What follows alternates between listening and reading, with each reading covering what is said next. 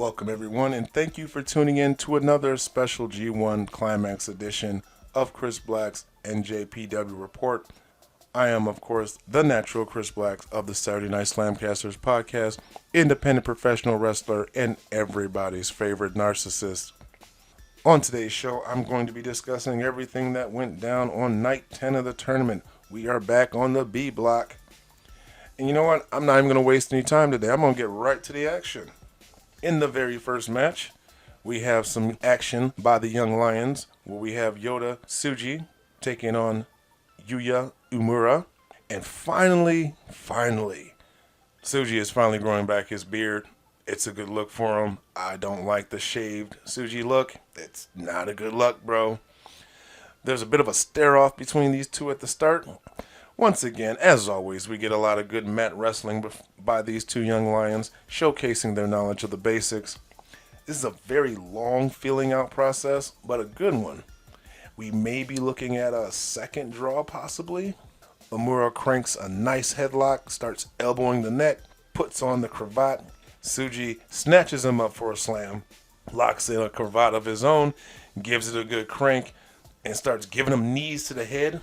This is a great match for trainees to watch because, again, they cover the basics. Everything is crisp. Everything looks nice. If you are listening and you are an independent professional wrestler who is a trainee, please watch these Young Lion matches.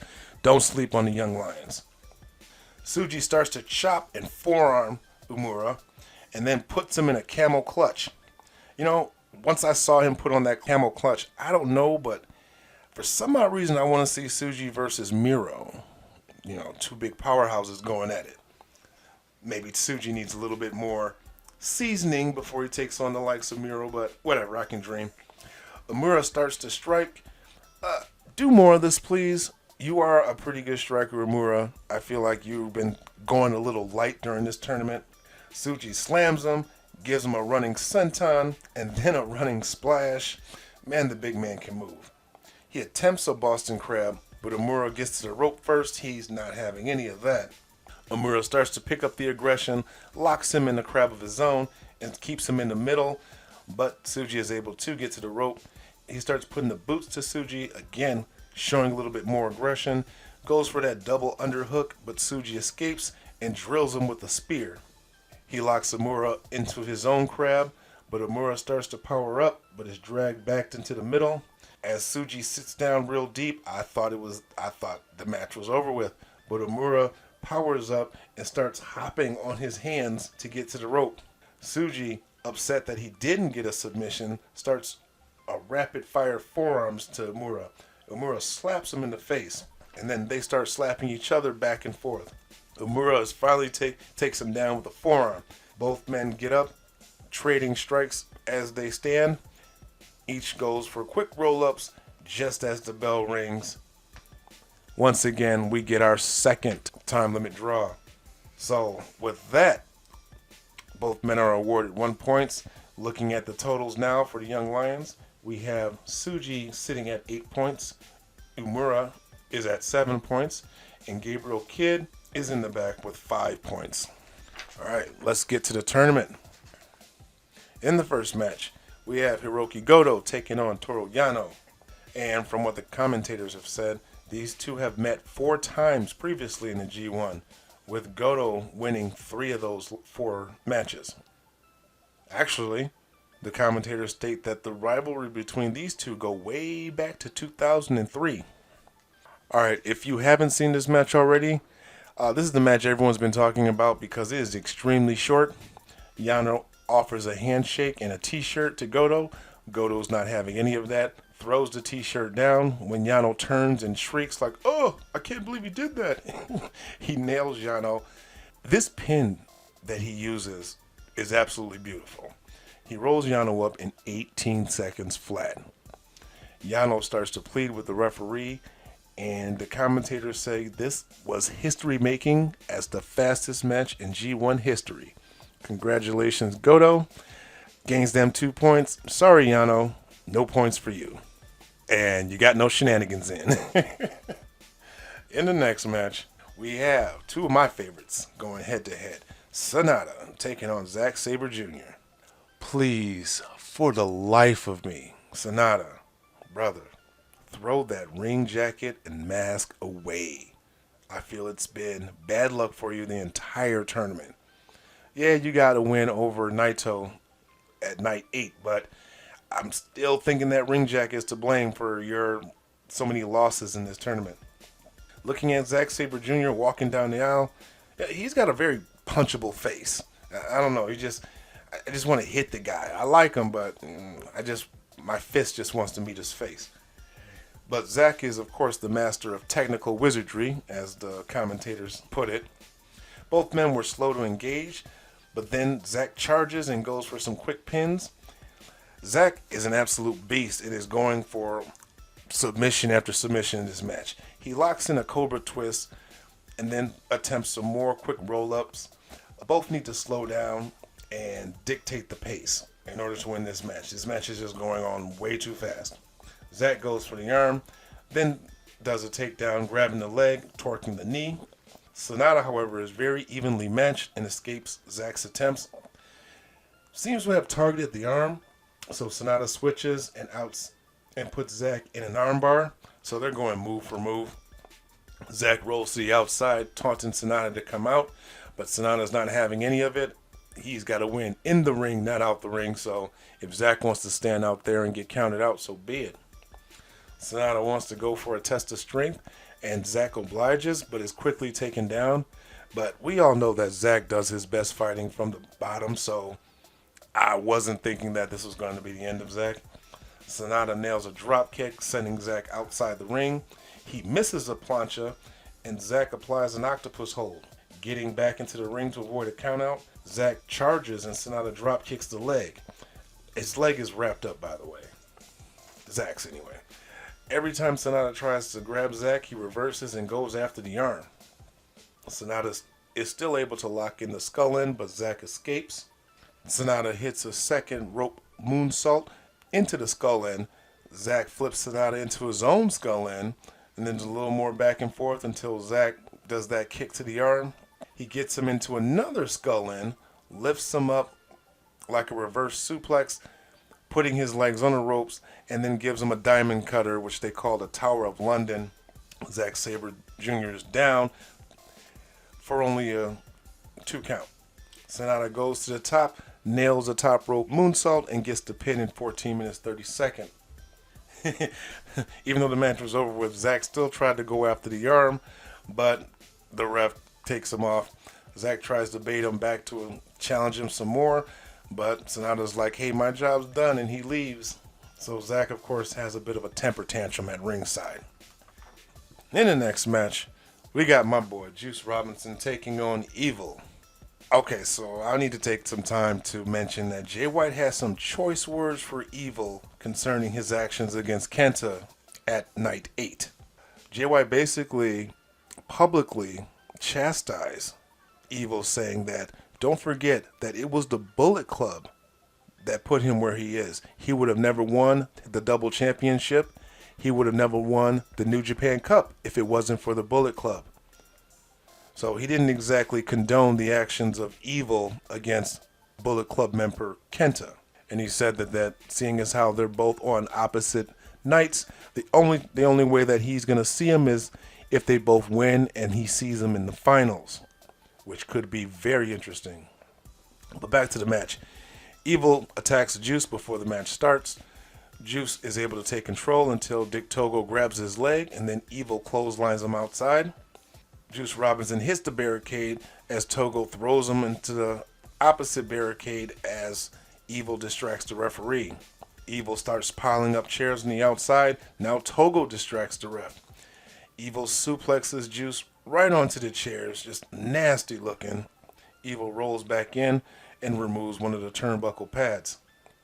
When Juice Robinson gets into the ring, Evil of course throws him into the exposed turnbuckle, starts working over his back, locks in a single leg crab, but Juice is able to get to the ropes. The crowd is really behind Juice. Dude is super over with this crowd. They start doing the Juice Robinson clap. As Juice starts fighting up, he sees Togo on the apron, knocks him down, and then hits a plancha on Dick Togo. Juice goes to the top and delivers a flying crossbody onto Evil. Still selling his back, he's not able to capitalize after that move. He goes for the full Nelson bomb, but Evil escapes and regains advantage of the match. For the first time, never really realized how big Evil was. I know because I know for a fact Juice is like 6'3" or 6'4", and Evil was right up there with him. So I don't know why I was thinking Evil was like 5'10", 5'11". Dude is pretty big. Juice starts setting him up for a superplex, is able to nail it. He holds on and then picks him up again and drops him with a jackhammer. Again, does it much better than Goldberg. He goes for the pulp friction, but Evil grabs the ref, shoves Juice, and all three of them go to the ropes as Dick Togo nails Juice in the back with a chair. Evil follows that up with a hard lariat and nails a Darkness Falls for a very close 2 count. Juice is able to fight out of Everything is Evil and catches him with a left-handed lariat. He picks up Evil, nails him with the juice box for a close 2 count, and in the closing moments of the match, Dick Togo distracts the referee. We get another low blow, and then Everything is Evil for the pin, 15 minutes 35 seconds. Unfortunately, Juice Robinson did not pick up the victory, but he had a really good match against a former double champion, showing that Juice Robinson can hang with the best of them. In the next match, we got Yoshi-Hashi taking on Tetsuya Naito. You know, Naito's been taking it very slow in his matches, drawing them out, playing it real close to a draw. You know, real tranquilo. The match starts out with a little bit of chain wrestling. Naito still being real nonchalant until Yoshi starts to pick up the pace and Naito rolls out. Yoshi starts taunting Naito with the Naito pose. He follows him out to the outside and starts throwing chops around. Naito's able to recover, starts working over the neck, puts on that submission of his, and really starts to torque it. Yoshi has to fight to get to the ropes, but Naito still takes him down and then drop kicks him right into the head. He starts to stomp on the head of Yoshi really hard, really stiff, to the point where you can even hear Yoshi say shit and fuck in English. Naito goes for a tornado DDT, but Yoshi puts on the brakes, goes for a suplex. Naito lands on his feet, but he nails a neck breaker on Naito. Yoshi is not done. He still has some life in him. He hangs Naito onto the ropes, gives him a running drop kick, which sends him to the outside, and performs a diving front flip onto him. Naito seems really out of it, laying on the floor. Yoshi, in total control of the match, is really bringing it to the double champion. Yoshi really cinches in that butterfly lock, but Naito is able to escape and hits that tornado DDT. At this point, we are about 15 minutes into the match. Average match time for Naito during this tournament has been 26 minutes, 17 seconds. Again, he's been having the longest matches, been taking his sweet time, waiting for his opponents to mess up. They start giving back and forth strikes. Yoshi hits a shoulder breaker and reapplies the butterfly lock for a really long time. When he sees that Naito is starting to get loose, he adds a double wrist lock to the butterfly lock. However, Naito is able to get to the rope, and the hold has to be broken. Now we are at the 20-minute mark. Naito starts throwing elbows to the head and neck, again trying to soften him up for a Destino. Yoshi catches him with a headbutt and then nails a dragon suplex. Yoshi charges off the ropes and with a lariat taking Naito right off his feet. He picks him up for the karma, but it is reversed into a Destino. Naito goes for the Destino again, but is stopped midway and dropped for a very close 2 count. In the end, Naito nails a Valencia and then follows it up with a Destino for the pin in 24 minutes 44 seconds. Naito the first on his block to gain 8 points, to reach 8 points. Now on to the main event where we have Tanahashi taking on Kenta. Tanahashi comes out first, hair looking whipped, looking fabulous. As the two men lock up, Kenta leans him against the ropes and starts to mess up his hair a bit. And he gets a forearm from Tanahashi for his troubles as he rolls out of the ring. and makes the mistake of turning his back and gets hit with a sliding drop kick. Tanahashi is a bit aggressive starting out, but hey, this is the G1. Kenta chop blocks Tanahashi in the leg and starts to stomp it, delivers a knee breaker, really trying to take out Tanahashi at the knee. Kenta even taunts Tanahashi, mimicking his air guitar. He wraps his leg around the post and then applies a leg lock, which Tanahashi is able to get to the ropes for the break. Kenta continues on the leg, locks in a figure four, wanting to end this match early. Tanahashi again reaches the ropes. They take the fight to the outside. Kenta wraps his leg up in the barricades, doing more damage to the knee. Tanahashi starts to fire up. Once they get back into the ring, catches Kenta's leg and delivers a dragon leg screw. Tana is still down because he's really selling the leg. He can't keep enough of an advantage over Kenta due to the leg injury. Kenta is able to put him right back into the figure four. A little longer this time before Tanahashi can get to the ropes. They start to fight, and then they go on to the apron after trying to suplex each other to the outside. Then Kenta drop kicks the leg and does a dragon leg screw off the apron onto the floor. Kenta goes in, satisfied with taking a count out, but Tanahashi does roll back in and gets a flying boot into the corner by Kenta, followed by one of those delayed drop kicks, and then a top rope double stomp for only a 2 count. Kenta reapplies the figure four once again, but Tanahashi slaps Kenta in the face, which releases the hold, but Kenta gets pissed and starts to pound on Tanahashi. As they start getting up, they start trading forearms and open hand slaps. Kenta nailing that spinning backhand. Tanahashi is able to fire up, however, locks in a Texas Cloverleaf, but he's struggling to keep Kenta in the middle because his legs are just too weak to hold him. Frustration starts to set in as Tanahashi lights him up with forearms in the corner. Kenta throws Tanahashi into the ref. Tanahashi stops before he runs him over. Then Kenta jumped on Tanahashi's back, knocking him and the ref over, and then delivers a splash on top of Tanahashi with ref red shoes on the bottom. So, needless to say, the ref is down for the count.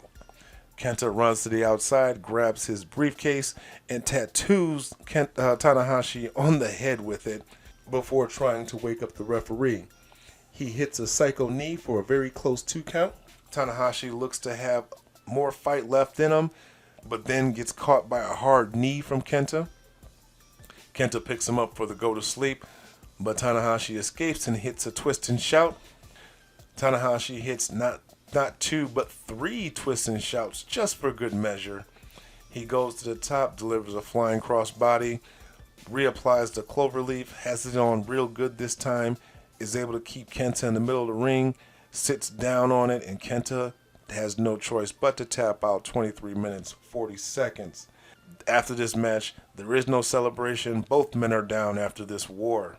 But when they do come to, Kenta is handed the briefcase, and he shows Tanahashi that the front of it is cracked. So, yeah, he really nailed him with that briefcase. Oh, picking a match of the night is becoming harder and harder each night. But again, I have to remind you before I give my final answer of my match of the night. This is my favorite match of the night, not the general consensus. I didn't go online. I didn't take any polls. These are my personal favorite matches. So, with that being said, match of the night tonight goes to Sonata and Zack Sabre Jr. Again, they wrestled my kind of match.